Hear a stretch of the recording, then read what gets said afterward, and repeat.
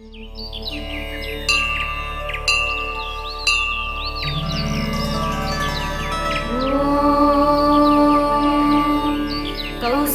सुप्रजा रामपूर्वा सन्ध्या प्रवर्तते। उत्तिष्ठ नरशार्दूल कर्तव्यं दैवमानिकम्। कौसल्या सुप्रजा रामपूर्वा सन्ध्या प्रवर्तते। उत्तिष्ठ नरशार्दूल कर्तव्यं दैवमानिकम्। उत्तिष्ठोत्तिष्ठ गोविन्द उत्तिष्ठ गरुडध्वज। उत्तिष्ठ कमलाकान्त त्रैलोक्यं मङ्गलं कुरु। उत्तिष्ठोत्तिष्ठ गोविन्द उत्तिष्ठ गरुडध्वज। उत्तिष्ठ कमलाकान्त त्रैलोक्यं मङ्गलं कुरु। मातः समस्त जगदां मधुकैटभारे। वक्षो विहारिणि मनोहर दिव्यमूर्ते। श्रीस्वामि निःश्रित जनप्रिय दानशीले। श्रीवेङ्कटेश दयिते तव सुप्रभातम्। मातः समस्त जगतां मधुकैटभारे। वक्षो विहारिणि मनोहर दिव्यमूर्ते। श्रीस्वामि निःश्रित जनप्रिय दानशीले। श्रीवेङ्कटेश दयिते तव सुप्रभातम्। तव सुप्रभातमरविन्दलोचने। भवतु प्रसन्नमुखचन्द्रमण्डले। विधिशङ्करेन्द्रवनिताभिरर्चिते। वृषशैलनाथ दयिते दयानिधे। अर्त्यादि सप्तऋषयः समुपास्य सन्ध्याम्।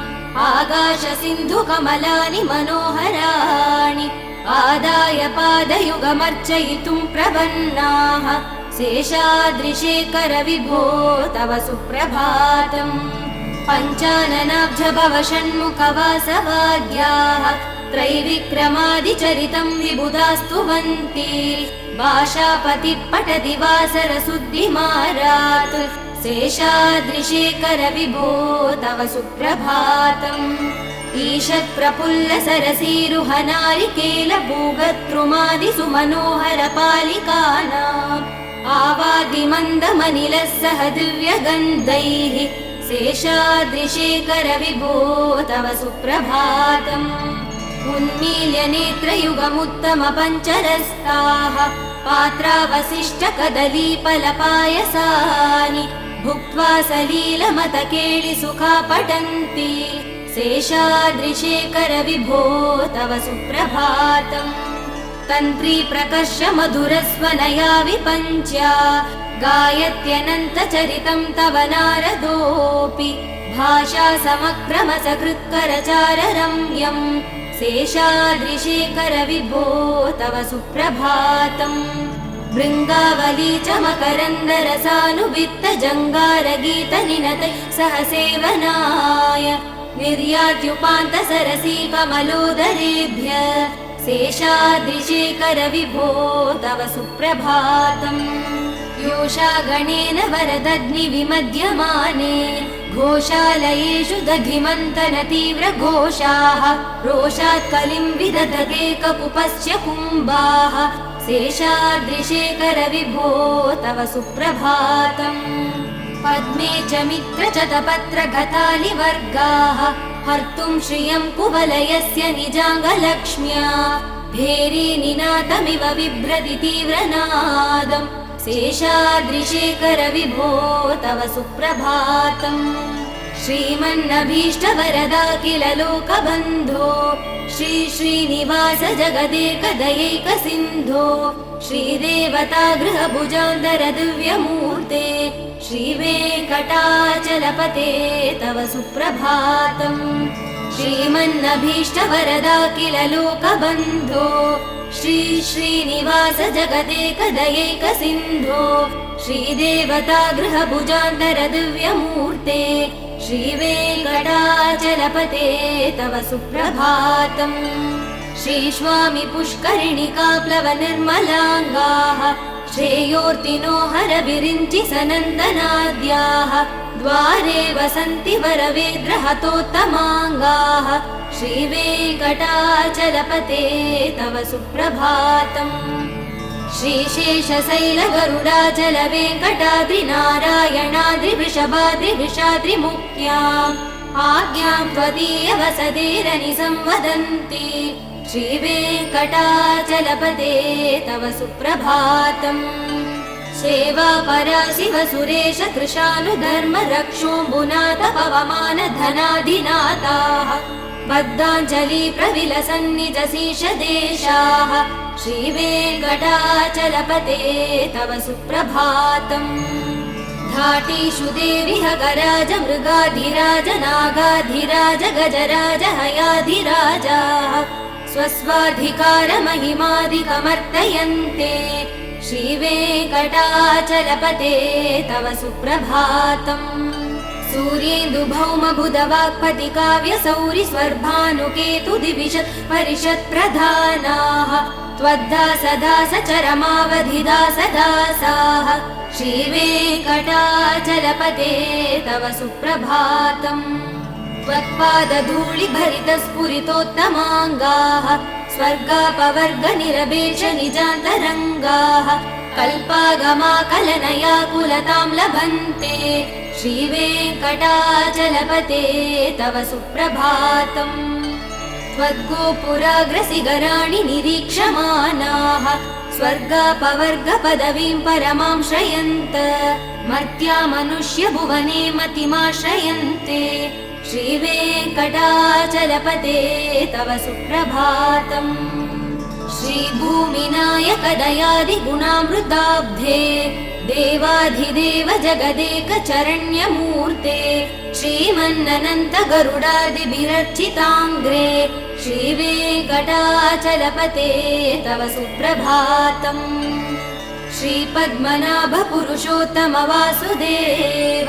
वैकुण्ठमाधव जनार्दन चक्रपाणे श्रीवत्स सिंह चरणागत पारिजात श्रीवेङ्कटाचलपते तव सुप्रभातम् कन्दर्पदर्पहर सुन्दर दिव्यमूर्ते कान्ताकुचाम्बुरुह कुट्मललोल दृष्टे कल्याण निर्मल गुणाकर दिव्यकीर्ते श्रीवेङ्कटाचलपते तव सुप्रभातम् मीनाकृते कमटकोल नृसिंहवर्णिन् स्वामिन् परस्वत तपोधन रामचन्द्र तेषां स राम यदुनन्दन कल्किरूप श्रीवेङ्कटाचलपते तव सुप्रभातम् एलालवङ्ग घनसार सुगन्धितीर्थम् दिव्यं वियत्सरिदि हेमघटेषु पूर्णम् धृत्वाद्य वैदिकसिकामणयः प्रहृष्टाः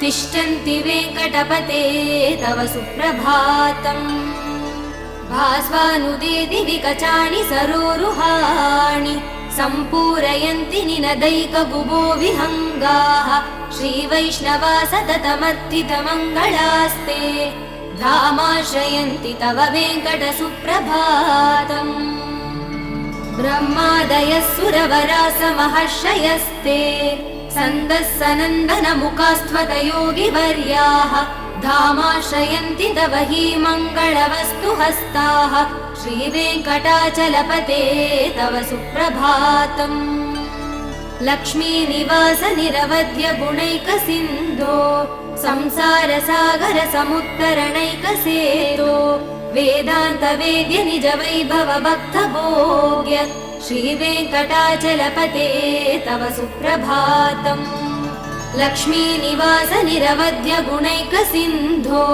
संसार सागर समुत्तरणैकसेतो वेदान्त वेद्य निज वैभव भक्त भोग्य श्रीवेङ्कटाचलपते तव सुप्रभातम् इत्थं वृषाचलपतेरिह सुप्रभातम् ये मानवा प्रतिदिनं पठितुं प्रवृत्ताः तेषां प्रभात समये स्मृतिरङ्गभाजा प्रज्ञा परार्थ सुलभां परमा प्रसूते इत्थं वृषाचलपतेरिह सुप्रभातम् ये मानवा प्रतिदिनं पठितुं प्रवृत्ताः तेषां प्रभात समये स्मृतिरङ्गभाजा प्रज्ञा परार्थ सुलभां परमा प्रसूते।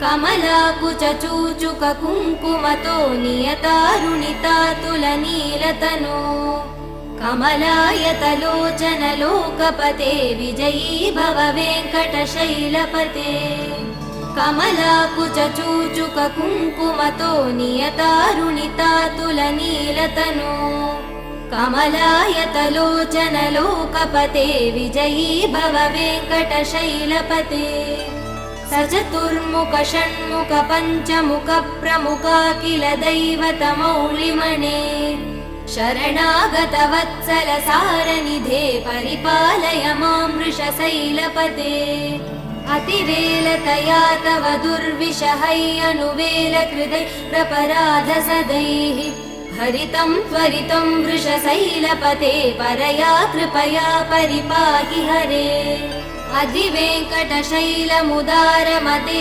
जनताभिमतादिकदानरतात् परदेवदया गदितान् निगमै कमलादयितान् परं कलये कलवेणुरवावसगोपवधू शतकोटिवृतात् स्मरकोटिसमात् प्रतिवल्लविकाभिमदात् सुखदात् वसुदेवसुधान्न परं कलये अभिराम गुणाकरदासरथे जगदेकधनुर्धर धीरमते रघुनायक राम रमेश विभो वरदो भवदेव दया जलते अवनीतनया कमनीयकरं रजनीकरचारुमुखाम्बुरुहं रजनीरजराजतमो मिहिरं महनीयमहं रघुराममये सुमुखं सुहृदं सुलभं सुखदं स्वनुजं च सुखाय ममोघचरम् अपहाय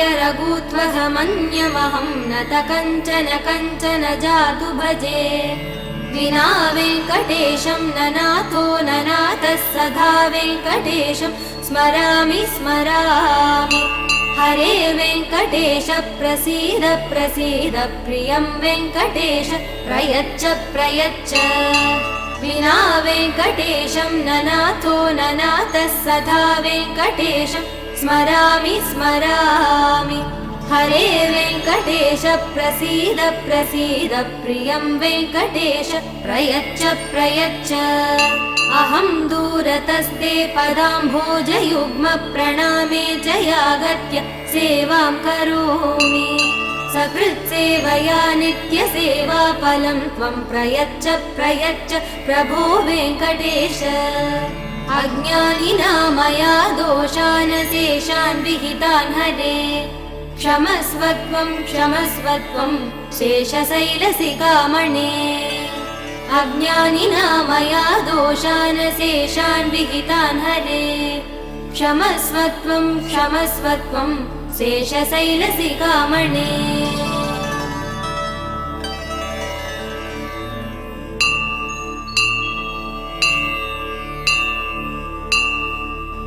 ईशानां जगतोऽस्य वेङ्कटपतेर्विष्णो परां प्रेयसी तद्वक्षस्थलनित्यवासरसिकां तक्षान्तिसंवर्धिनीं पद्मालङ्कृतपाणिपल्लवयुगां पद्मासनस्तां श्रियं वात्सल्यादिगुणोज्ज्वलां भगवतीं वन्दे जगन्मातरम् ईशानां जगतोऽस्य वेङ्कटपतेर्विष्णो परां प्रेयसी तद्वक्षस्थलनित्यवासरसिकां तक्षान्तिसंवर्धिनीं पद्मालङ्कृतपाणिपल्लवयुगां पद्मासनस्तां श्रियं वात्सल्यादिगुणोज्ज्वलां भगवतीं वन्दे जगन्मातरम् श्रीमन्कृपाजलनिधे श्रुत सर्वलोक सर्वज्ञ शक्तनतवत्सल सर्वशेषिन् स्वामिन् सुशील सुलभाश्रित पारिजात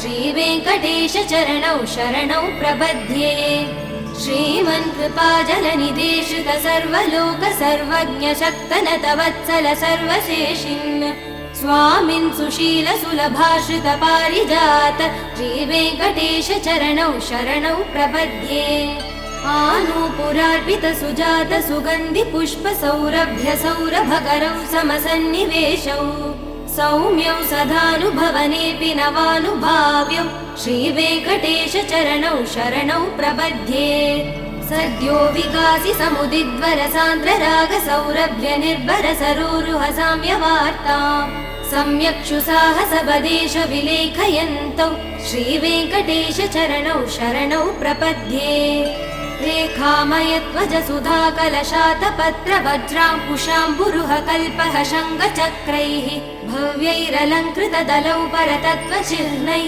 श्रीवेङ्कटेश चरणौ शरणौ प्रपद्ये ताम्रोधरद्युति पराजित पद्मरागौ बाह्यैर्महोभिरविभूत महेन्द्र नीलौ उद्यन्नकांशुभिरुदस्त शशाङ्गभासौ श्रीवेङ्कटेश चरणौ शरणौ प्रपद्ये सप्रेम भीति कमलाकर पल्लवाभ्यां संवाहनेऽपि शबदिक्लममादधानौ कान्ताववाङ्मनस गोचर सौकुमार्यौ श्रीवेङ्कटेश चरणौ शरणौ प्रपद्ये लक्ष्मीमहीतदनुरूप निजानुभाव नीलादिदिव्यमहिषीकर पल्लवानाम् आरुण्य संग्रमण दक्किल सान्द्र रागौ श्रीवेङ्कटेश चरणौ शरणौ प्रपद्ये नित्यानमद्विधि शिवादि किरीट कोटि प्रत्युक्त दीप्त नवरत्न महप्ररोहैः नीराजनाभिरिमुदारमुपादधानौ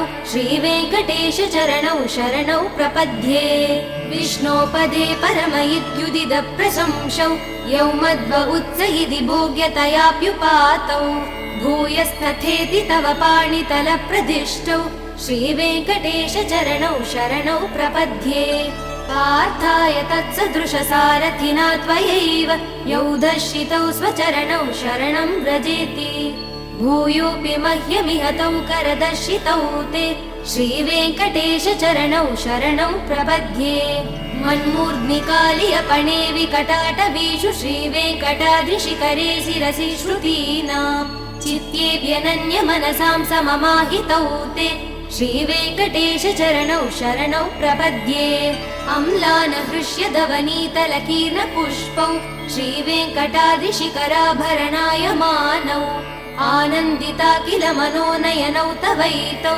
श्रीवेङ्कटेश चरणौ शरणौ प्रपद्ये प्रायप्रपन्न जनता प्रथमावगाह्यौ मातुस्तनाविव शिशोरमृतायमानौ प्राप्तौ परस्पर तुलामधुलान्तरौ ते श्रीवेङ्कटेश चरणौ शरणौ प्रपद्ये सत्पोतरै सतत सेव्य पदाम्बुजेन संसारतारक दयादृदृगञ्जलेन सौम्योपयन्तृमुनिना मम दर्शितौ ते श्रीवेङ्कटेश चरणौ शरणौ प्रपद्ये सत्पोतरै सतत सेव्य पदाम्बुजेन संसारतारक दयादृदृगञ्जलेन सौम्योपयन्तृमुनिना मम दर्शितौ ते श्रीवेङ्कटेश चरणौ शरणौ प्रपद्ये शीशश्रिया घटिकया त्वदुपाय भावे प्राप्ये त्वयि स्वयमुपेयतया स्फुरन्त्या नित्याश्रिताय निरवध्य गुणाय तुभ्यं शां किङ्करो वृषगिरीश न जातु मह्यम् शीशश्रिया घटिकया त्वदुपाय भावे प्राप्ये त्वयि स्वयमुपेयतया स्फुरन्त्या नित्याश्रिताय निरवध्य गुणाय तुभ्यं शां किङ्करो वृषगिरीश न जातु मह्यम्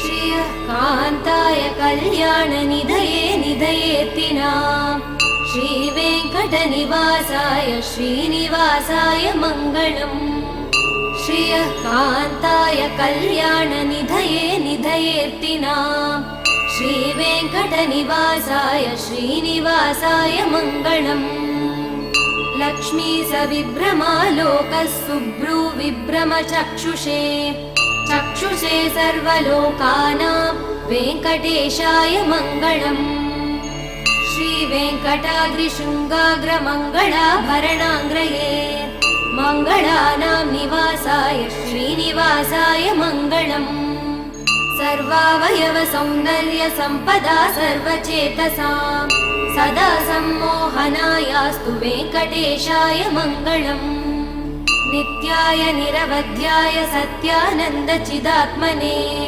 सर्वान्तरात्मने श्रीमद्वेङ्कटेशाय मङ्गलम् स्वतः सर्वविदे सर्वशक्तये सर्वशेषिने सुलभाय सुशीलाय वेङ्कटेशाय मङ्गलम् परस्मै ब्रह्मणे पूर्णकामाय परमात्मने प्रयुञ्जे परतत्त्वाय वेङ्कटेशाय मङ्गलम् आकालतत्त्वमश्रान्तमात्मनामनुपश्यताम् अतृत्यमृतरूपाय वेङ्कटेशाय मङ्गलम् प्रायस्वचरणौ पुंसां चरण्यत्वेन पाणिना कृपया दिशते श्रीमद्वेङ्कटेशाय मङ्गलम् दयामृततरङ्गिण्यास्तरङ्गैरिव शीतलैः अपाङ्गैः सिञ्चते विश्वं वेङ्कटेशाय मङ्गलम् श्रग्भूषाम्बरहेतीनां सुषमावहमूर्तये